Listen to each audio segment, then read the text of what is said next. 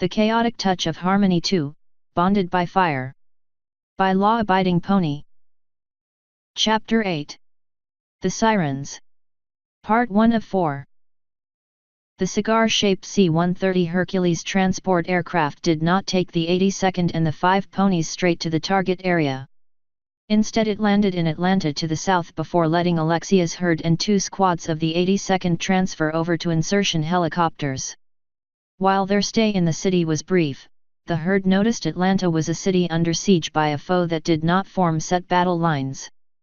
From the window of their Black Hawk helicopter, the ponies saw the northern half of the city was dark save for several fires and the occasional muzzle flash. If the military arm of the Mayans had any anti-air capabilities, they didn't reveal themselves as the 4 transports along with 2 escort Viper helicopter gunships made their way to the northwest to the abandoned town of Rome.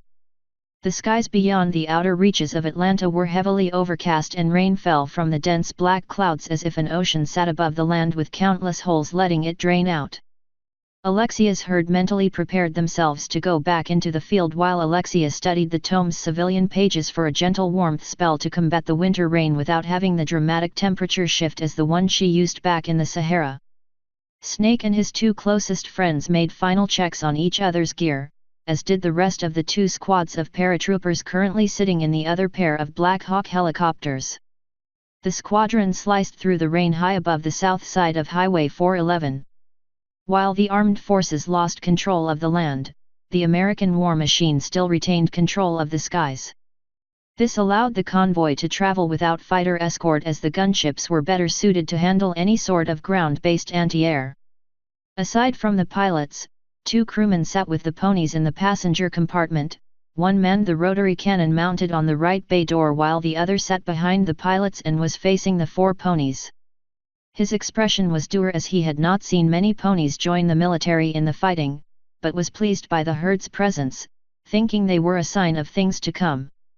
The equines were lucky Thompson came through for them and had a dozen sets of equipment ready for them at the Atlanta International Airport which had been tailored for various weather conditions. That included the bitter cold rain that currently blew in from the open bay door of the helicopter. Normally the door would be closed, but the convoy was pressing into enemy-held territory, and if they were fired upon, the gunner wanted to be able to respond instantly. Like all the others, Toon's inclement weather gear completely covered her form from hoof to the base of her head, save for her wings.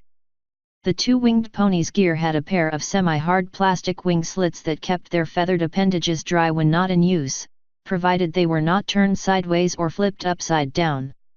The shoulder section was the only soft plastic there so they could flap their wings without difficulty, barring the rain.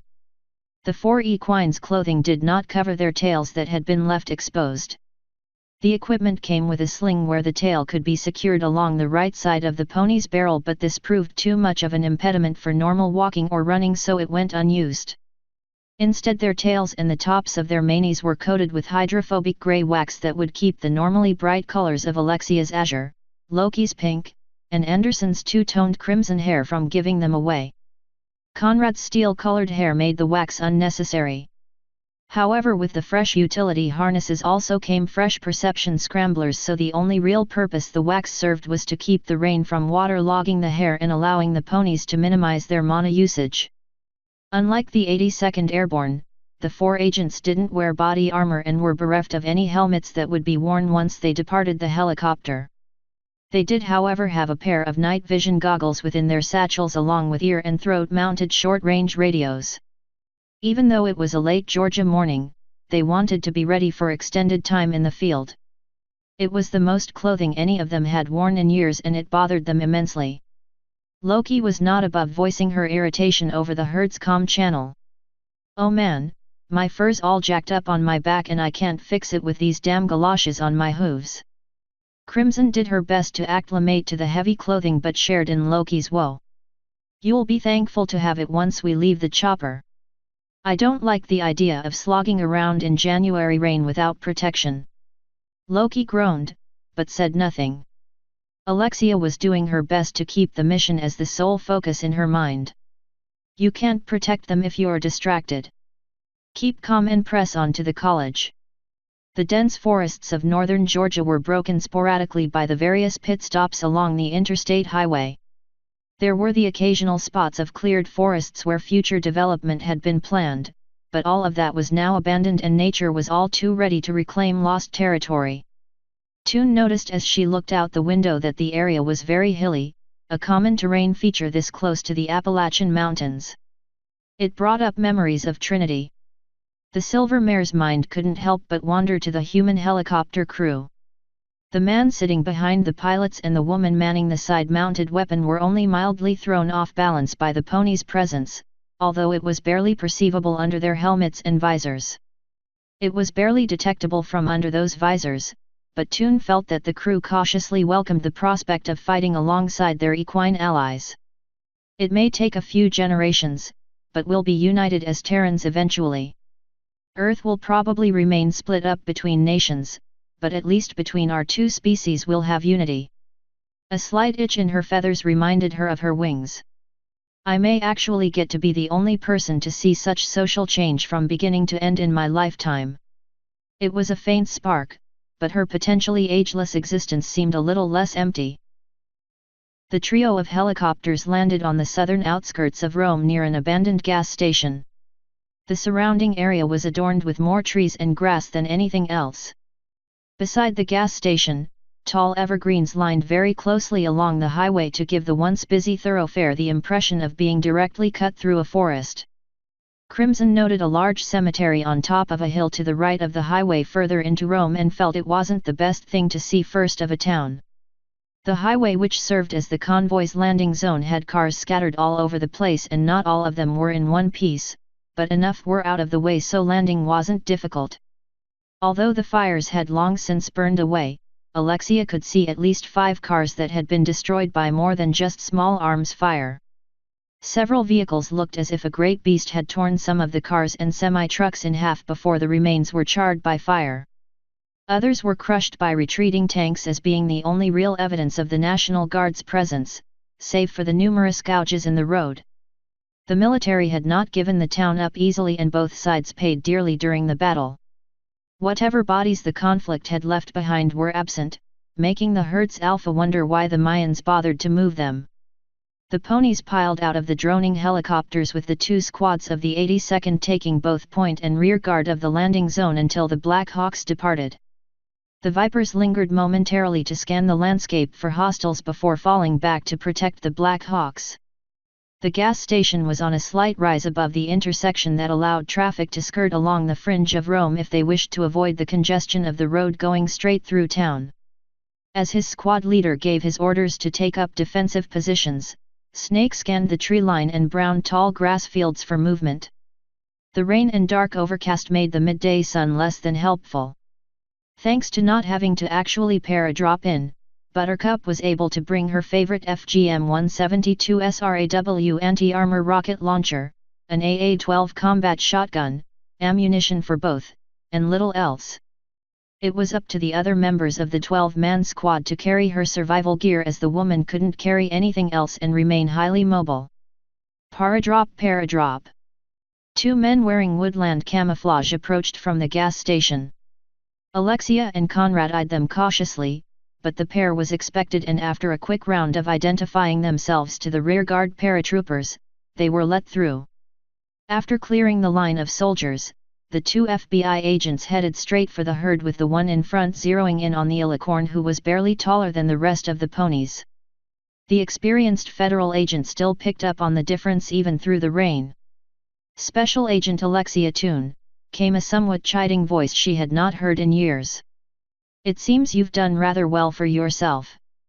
Neither Earthmare had met Carter, but Alexia and Conrad were not too keen to work with the man.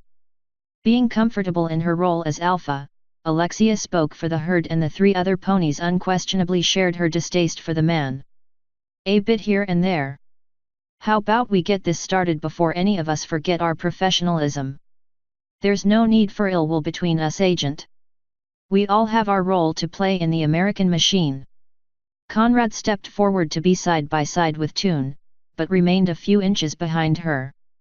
There's doing your job, and then there's being a prick about it. Crimson decided now would be a good time to intervene. Speaking of job, how about we listen to Alex and get it over and done with it? Silence fell over the conversation as both winged ponies scowled at the man. His partner decided to break the ice. Hey, if the mission goes off well, I'll buy a round of drinks. What do ya say? Loki found it was a perfect excuse to cool their heads. Great idea. Why don't you start by telling us what to expect and what route to take? Both parties backed off a bit except for Loki and Carter's partner. The surrounding paratroopers were more focused on keeping their eyes on the perimeter rather than watch the two intelligence agencies butt heads, yet they silently wished to get out of the open. When Carter didn't stop him, his partner pointed at the station. We can take shelter from the rain in there and provide what we know of the surrounding area. Loki turned to Alexia for her alpha to give the order. Despite not caring to be in Carter's presence, the Silver Mare felt his partner was at least cordial and decided to do the same, if only for the sake of the mission. Lead the way. She clicked her radio to communicate with the two squads of paratroopers. Baker, Golf, we're moving into the gas station. Keep an overwatch of the surrounding area and get comfortable. We might be here for a bit. Squad leaders Badgers and Smithers sent their acknowledgements and had their men settle in around the station as the two sergeants walked in to join the intelligence agents. The fuel tanks had been ignited during the evacuation and the resultant crater in the ground where the pumps used to stand was deep enough for a small pond to start forming from the rain. The building was in a horrid state as well, but the rear half still had a moderately sturdy roof over it. As the ponies walked inside the back storeroom, they saw a lantern illuminating a few maps and a silent generator for the nearby laptop. Even with their fur and protective clothing, the mares felt the cold weather trying to bite its way through to sap their body heat. The quartet was glad to have a temporary respite against the rain. Carter reached the desk with the laptop while his partner pulled the maps to a few stacks of old soda bottles for an impromptu table. The two squad leaders were not far behind. Sergeant Huck Badgers and Sergeant Betty Smithers, who led Buttercup's squad. Before his partner could begin, Carter rested his palms on the back of the metal folding chair next to the laptop and faced Alexia. I'm sure you already know standard protocol when dealing with field agents in ceded lands. Toon wasn't too happy about Carter keeping his snide tone, but she knew what he was referring to. Yes, give me a moment. As the FBI agents adopted a slight impatient disposition, and the two NCOs watching the exits, Alexia withdrew a few pieces of chalk from a small pocket. Within a minute she drew up a divination array and scanned the surrounding area in a 2-mile radius. Everyone's clean and there are no Mayans within the immediate area. Carter's partner didn't show it, but he was always relieved to hear he remained clean of the plague. He cleared his throat and offered his hand to Alexia. Now that the formalities are out of the way, I'm Agent Mulder. You've met Carter, he said diplomatically. As the ponies and two paratroopers curtly introduced themselves, Loki could barely contain herself from asking him a question that was burning in her mind. Mulder? Are you serious? Carter tapped a finger over the southern fringes of town. This area's mostly forest with a few houses here and there, as you can see from the map. Our main concern is the unknown number of sentry patrols in the area. They keep changing the number of sentries in the area on an almost daily basis, Mulder added tiredly. There's no way we can get a group this large through the woods without getting spotted. What kind of sentries are we talking about here? Smithers inquired. Carter scowled deeply at the memory of them. Some of the more conventional ones you might be used to, fire team with small arms. That sort of thing. There are also roving bands of the mindless zealots that prowl the woods. They leave the local fauna alone, but they go insane at the sight of a human. Mulder crossed his arms in similar dour tones. The worst by far, though, are the Sirens. Every one of them we've come across has been female. The man refused to call them women. They sing a psychic litany that burrows into your mind. It compels anyone who hears it to surrender to the cult by way of revealing themselves to be captured. It doesn't matter if you're a man, woman, or pony, the song snares everyone if you listen for too long. We lost 3 agents that way in just the past 5 months to that. Can't we just take them out from a distance? Badgers asked. I have a sniper in my team that can handle it. Mulder shook his head. It might work if the song worked like actual sound, but you can't tell where the song is coming from, only that a siren is nearby when you can start hearing it and where you are being compelled to move towards. As for taking them out, I advise against it, Carter added dryly. We've killed a few ourselves and it always ends up bad. Just before they die, Sirens let out an extremely painful psychic scream that'll knock you on your ass and give you a mean bitch of a headache. Not to mention the scream will bring every zealot within 5 miles straight to your location, Mulder commented. We've tried shots to the brain, but sirens must have some redundancies because they'll still let off a death knell. Alexia didn't like the prospect of running into one of them. What about the town itself? Can we go through there? That's actually our best bet, Mulder replied with a less dour expression. The cult is highly active in the downtown area, but interior patrols are at a minimum. We can slip by the work crews without them even realizing we're there. Aside from the handful of ponies we've seen in the area, the work crews are highly focused on their work and won't react to us if we don't make our presence too obvious to them. What we do know is that there are more conventional guards stationed in Berry College itself, so slipping through downtown will be easy if we don't raise any alarms. Outside of Berry, the main areas of activity are centered around the police headquarters, Darlington High School, and the country club by the river. End of Part 1.